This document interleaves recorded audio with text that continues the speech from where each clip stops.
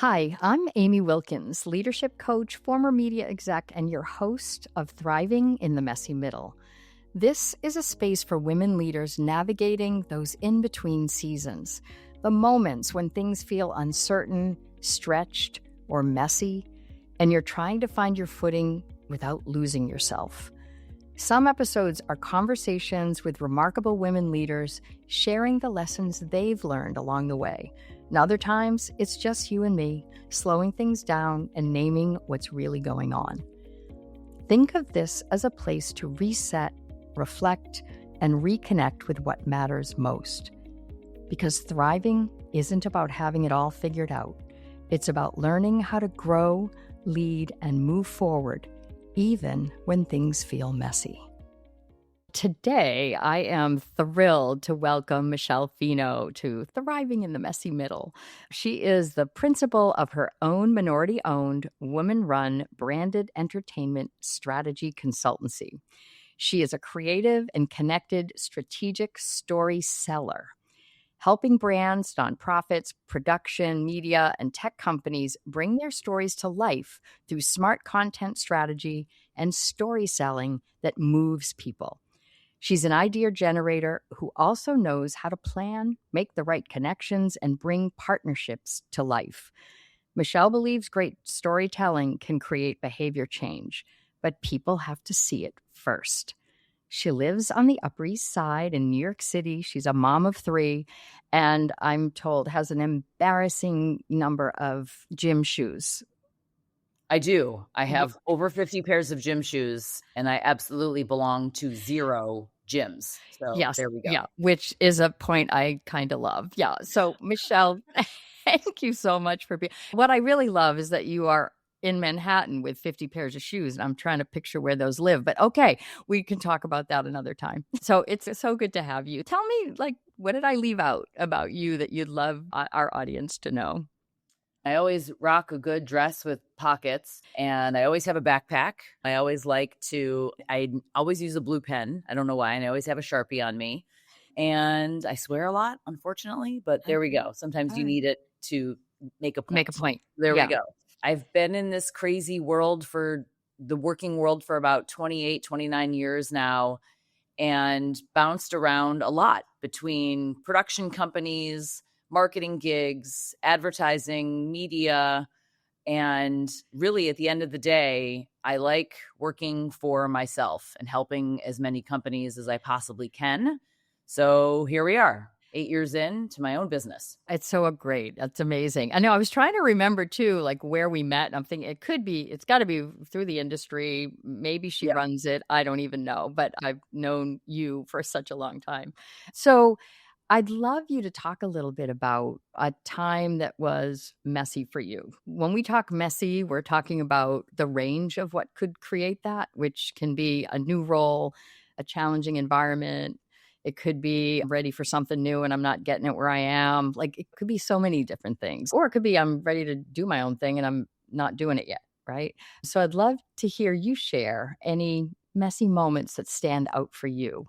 Sure. There's 3 things that come to mind. The first one is the messy middle between momming and marketing, right? The right brain, left brain that we all have between being a mom, what my kids say, chief mom officer, being momming and working. That's one. The second one is the 2 industries that I weave between marketing and entertainment. And the third one is between being a full-time employee and consulting. So that difference between having a 40-hour-a-week job where you clock in and clock out and have an ID badge and a bathroom code and all those things, and working for yourself and the luxuries and the difficulties on that. The first one, of course, is the things the mom list that you think about at 8 a.m. and at 10 p.m. Whose permission slip did I sign or not sign? Oh my God, it's Friday. I have to feed these 5 people for the next 3 nights. Oh my God, I have to go to Miami for a conference on Monday. Do I need to make a deck for that? Or can I just wing it? I have to wear different clothes than the clothes I've been wearing for the last 5 days on stage. Does somebody have a swim lesson or a gymnastics competition tomorrow? Where did that half a banana go? I saw somebody eat half a banana this morning and I can't find the other half, which is disgusting because I'm going to find it in 3 days, whatever. all the different Yeah. right brain, left brains of momming and working, Mm-hmm. which so many of us live. And it's unfortunate to keep reading in the news that so many moms are leaving the workplace. Like Yeah. it's just getting that much harder and harder to balance. And that's Yeah. a big picture industry thing that has nothing to do with marketing and entertainment. But why is it so hard to balance that? Is it just because moms are just generally overachievers and we want to check everything off as quickly as possible? Is it also just the insane pressure of what's just going on in our country, in our world? Or is it literally we would be doing this no matter what? The way the mom brain works. Yeah, I was just going to say there's a piece of me that thinks, yeah, we would be doing it anyway. I don't know. I think that we are a bit wired for that. And I when you use the word balance, I was thinking to myself, I don't know if balance is a thing that I really buy into, because I think there are times when I'm like doing a really good job being a mother. And then there were times when I was doing a really good job working, but I wasn't doing both of them at the same time when I was operating at my best. And so I don't know if you have any thoughts on that. The other thing too is like I made my New Year's resolution. We're almost a month in now. Me. And I know that sounds so selfish. Being 49, the thing I was trying to focus on this month was scheduling all of my stuff. So I need to go to get a mammogram. I need to go to the eye doctor. I need to go to the dentist. Yeah. People were talking about an endocrinologist. I don't even know what that is. Do I need that? I'm about to be 50, whatever. So it's because everybody always says if mom's not healthy, the whole ship doesn't run.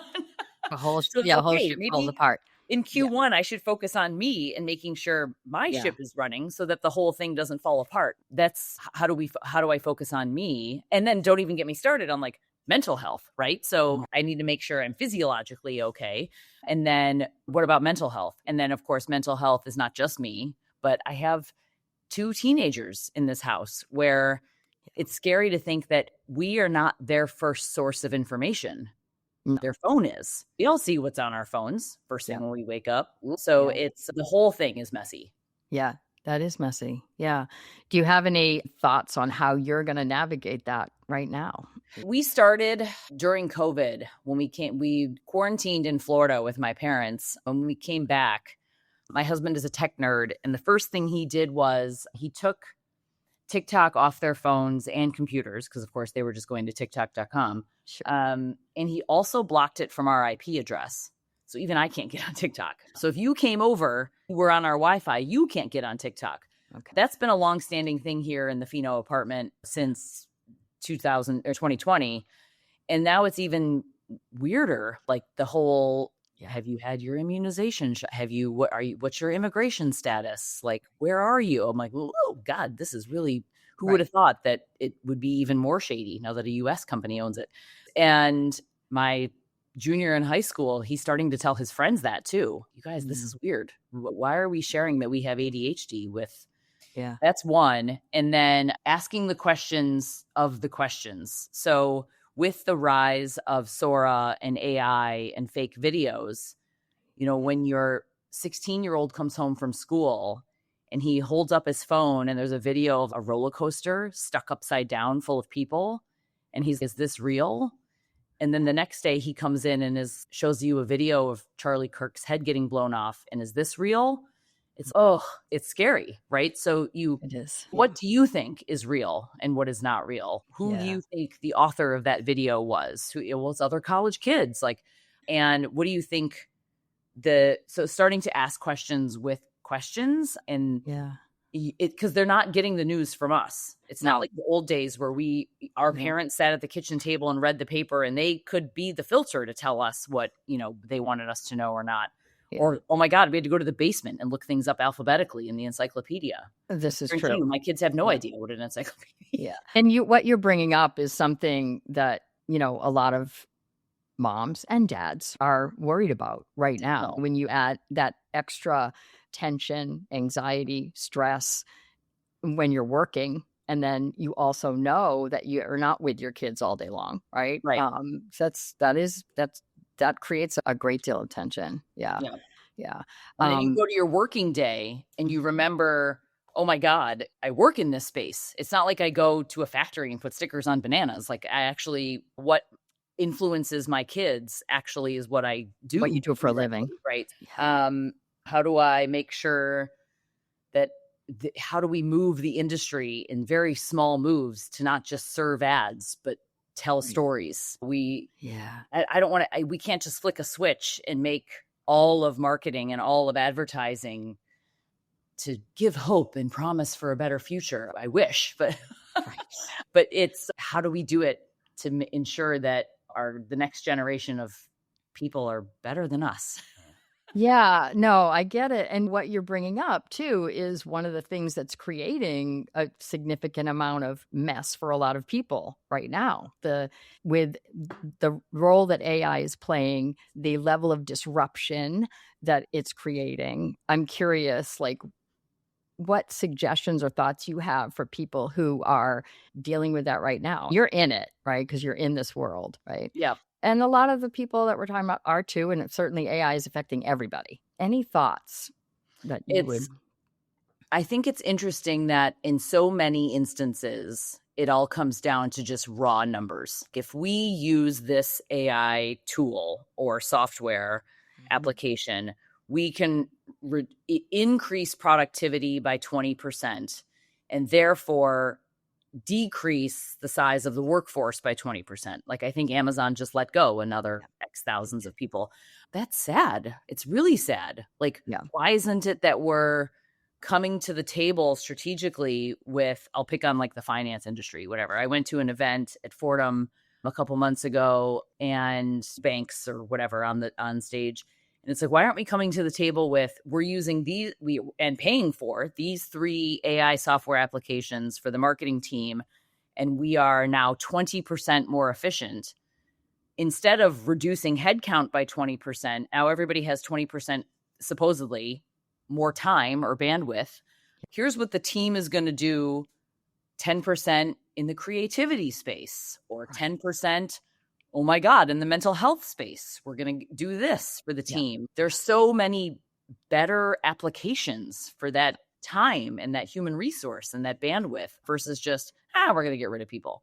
Not to mention, there's now a generation of young talent that has entered the workforce that essentially graduated from COVID University, right? They all waved at their professors and got a diploma online. Like, how do we teach handshakes and eye contact and being together? People have legs. I mean, enter a room and have like professional presence. So all those things, like it, and again, that's not part of an employee manual when you walk into a company anymore. No, it's not. And I know that you are like a master connector, right? That's who you are. When I think about a lot of the folks that I coach, they sometimes struggle with that, being out there and being with other people. What would you offer to somebody who is maybe more of an introvert, and any suggestions that you would have for them? It's funny because I've had executive assistants or associate level employees on teams, and in many cases where they've come to the table and said, I'm an introvert. This is all I want to do. I want to do your expense report and book your travel and look at Excel and never leave this cube.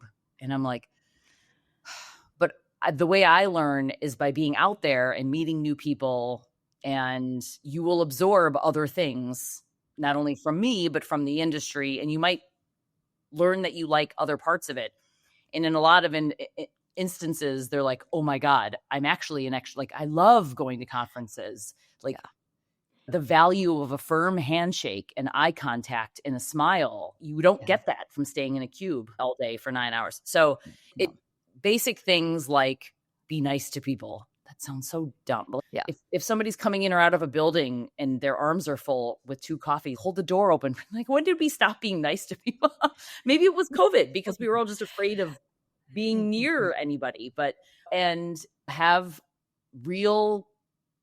offer real solutions to things. If somebody needs to hire someone, you probably know somebody that doesn't have a job, or somebody has a board meeting tonight. I have to go pick up my kid, so I can pick up yours too. I can watch your kid for 30 minutes. That just makes people magnetic to offer solutions to things. It also helps that I have a lot of weird, crazy fun ideas, and then long tail, they're not just weird ideas for the sake of being cool and creative, but long tail, they make a company money. I always have revenue long tail on the brain. And if there's the other thing too, another secret sauce is remember something. It just has to be one thing.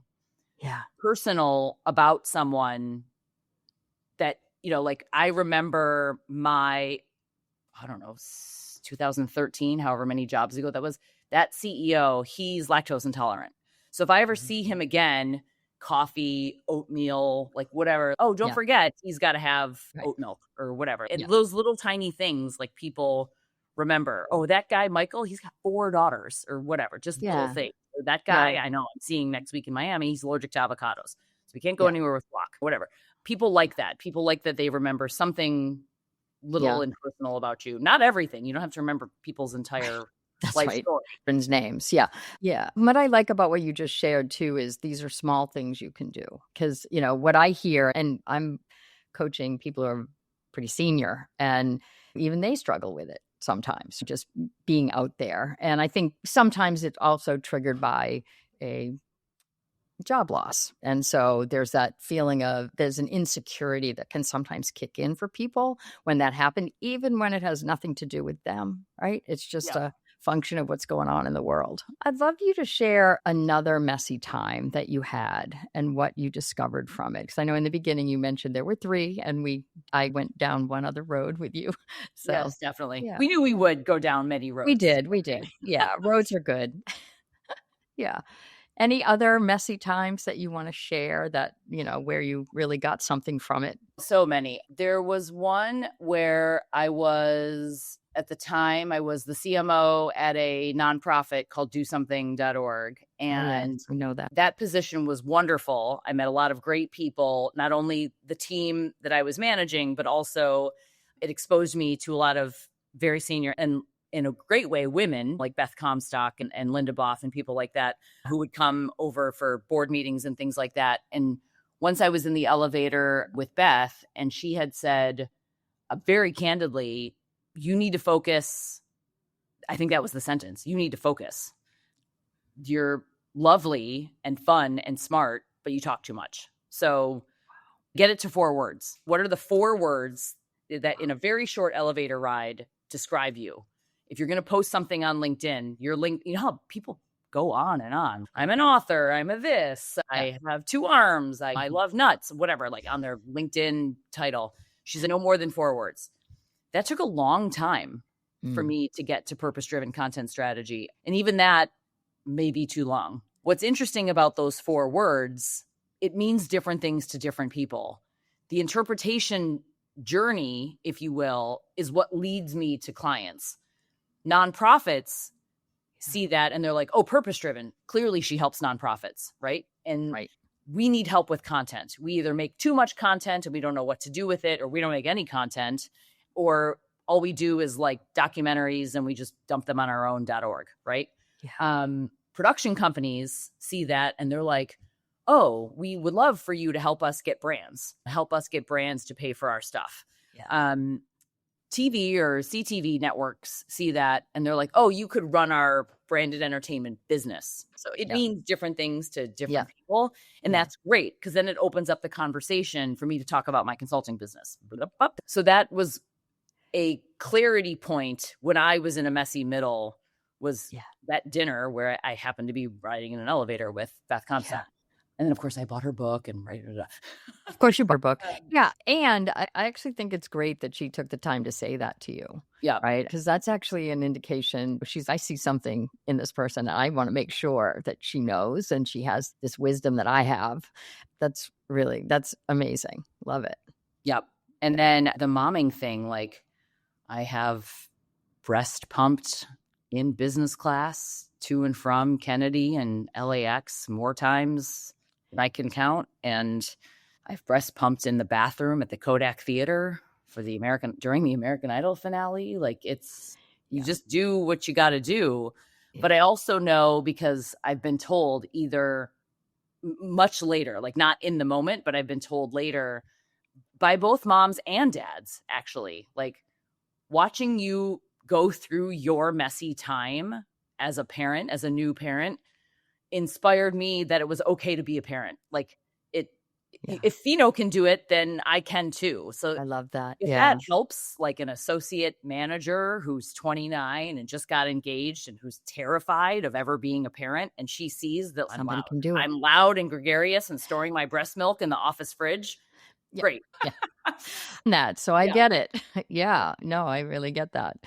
Pumping in a bathroom. Not fun. You're right. Like when people can see it, they have an opportunity. Like there was a time, right, when you would hide all of that. Women did hide all of that. It's like almost pretending that didn't even exist. And that doesn't help. You're not helping anybody. It doesn't help anybody. That's right. Yeah. What was it like for you to make that step from those corporate roles to creating your own? And I know you said earlier, I realized I wanted to work for myself, but what was that like making that transition? It happened by accident. It was like tripping on a bump in the sidewalk. I left, do something on a Friday. That following Monday, I had I don't remember who the breakfast was with, but it was at Pershing Square, as you do, as most people go across the street in Grand Central and sit on that little bench at Pershing Square. My phone rang, and it was a friend from American Idol who at the time was the CEO of Red Nose Day. Okay. And she literally said, Michele Fino, she only full names people. Michele Fino, where are you? And I was like, are you watching me? Can you see me? Yeah. I'm at Grand Central. What are you doing? You work for me now. Come downtown. You now work for me. So come down and you help me now with partnerships and sponsorships. And I need you here. And I took a deep breath and I said, oh my goodness, the definition of insanity is making the same mistake and expecting a different. So I was like, okay, I don't want to go full time into another nonprofit. Okay, what is your budget? And she told me, and I said, that is enough for you to have me 2.5 days a week. And she said what you want to hear when you start your own business, which is, I'd rather have you for 50% of the time than zero. So then thus started my illustrious consulting business. And then a month later, I had a sushi catch-up talk with somebody at Warner Brothers, and she was like, oh my God, you're consulting now? This is a completely different conversation. I have 2 girls going out on mat leave at the same time. I already know you. Like I can just hire you for 6 months. This is great. And then my husband was like, maybe you should just follow around really pregnant women around Midtown and see where they work and just be everybody's mat leave cover. So then that has been going on. And there was a time in 2018, 19, 20, I didn't have to do any business development of myself. I was just getting calls. Out. Fino's out. She's available. And that's how Advanced Auto Parts started. I got a call from a friend who used to work at Pepsi up here in New York. And she was like, okay, new CMO, I cleaned house, come on down. And I'm like, whoa, I don't want to move to Raleigh. And she's, there's an office up there on 7th Ave. And then 72 hours later, I'm in a big boardroom in Raleigh. What did I sign up for? What just happened? We did this big McKinsey study and your name came up and here you are. I'm like, oh my God. So, oh my God. Here we go. So it's always the answer to some kind of problem where we have too much content and we don't know what to do with it. Or we were told we need to make more content and you're the person to make it. Or we want to make more content, but we need a sponsor or we need a partner. Or back then it was like, it wasn't TikTok. It was like Musical.ly or Lively. We don't know how to manage this. And it's funny because it's usually I tell them, no, you don't. There's already this thing called YouTube. You should just partner with YouTube or in that case back then, Musical.ly or Lively. And you just need to figure out what creators or influencers you should be making content with that align with your brand values. But I can still help you. Like this is easy. Yeah. I can help you. But I need a deep dive on your brand and what kind of content you want and da-da. And then you deep dive on the team and one social person is doing the job of 10. Always needs. Isn't that always the case? Yeah.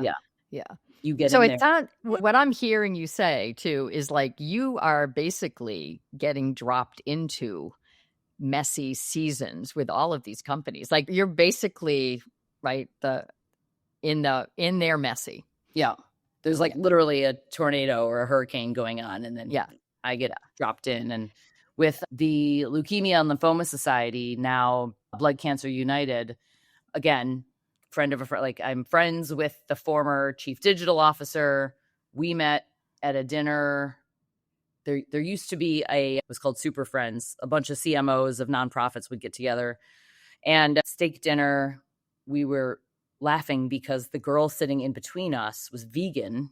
And she ended up at a steak dinner at Smith and Walensky's. I'm like, dude, why did you come to this dinner? Anyway, and like the poor waiter brought her a head of broccoli. Yeah.